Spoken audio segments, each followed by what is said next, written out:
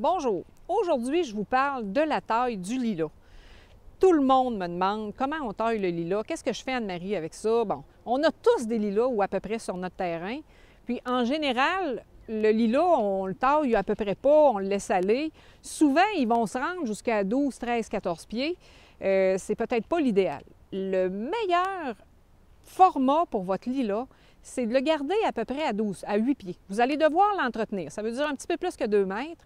Vous allez devoir travailler puis l'entretenir, faire des tailles, mais c'est vraiment la taille favorable, la meilleure taille possible pour avoir le plus de floraison possible.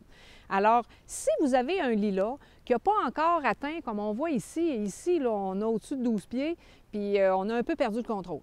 Alors, si le vôtre est encore pas trop gros, que vous pouvez ramener votre taille dessus, l'important présentement, c'est d'enlever les fleurs de l'an passé. Idéalement, on les enlève immédiatement après la floraison, mais comme on peut voir sur celui-ci, les fleurs n'ont pas été taillées. Vous savez, le lilas, il ne fera pas une fleur en se disant hey, « je vais faire des fleurs, Anne-Marie va être contente ». Non, quand le lilas fait des fleurs, c'est parce qu'il veut faire des graines. Ces graines, c'est ses bébés. Puis lui, il veut assurer sa descendance. Alors, c'est certain que quand il y a des graines dessus, comme on voit là, sur la fleur, il va essayer de préserver ça puis d'amener ses fleurs, ses graines à maturité pour assurer sa descendance. C'est même prioritaire dans toute la plante. Vous savez comment est-ce qu'on est pour nos bébés, on est protecteurs, alors c'est en plein la même chose.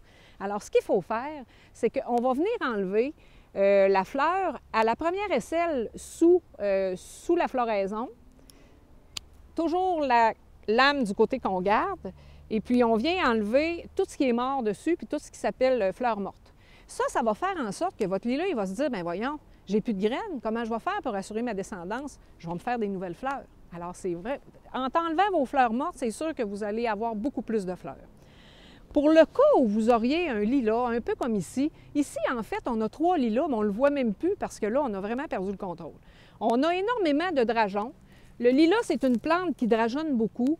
Alors, ça fait en sorte que il y a beaucoup d'énergie qui va pour les drageons au détriment du reste. Fait qu'on se ramasse avec le dessous tout dégarni, puis des fleurs jusque sur le dessus.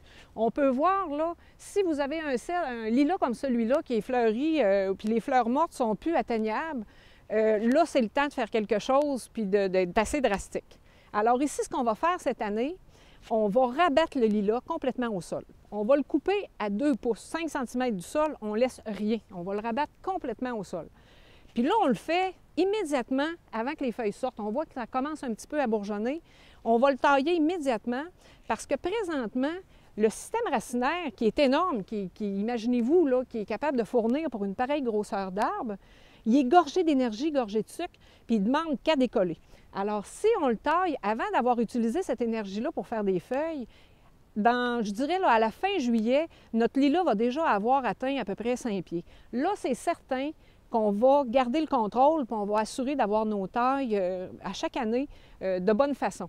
À partir du moment où on va le tailler, comme je vais vous montrer, le lilas va fleurir jusqu'en bas. Alors, vous allez avoir l'accès à vos fleurs beaucoup plus facilement. C'est vraiment la façon qu'on veut. Il va être bien garni du bas, il va être magnifique.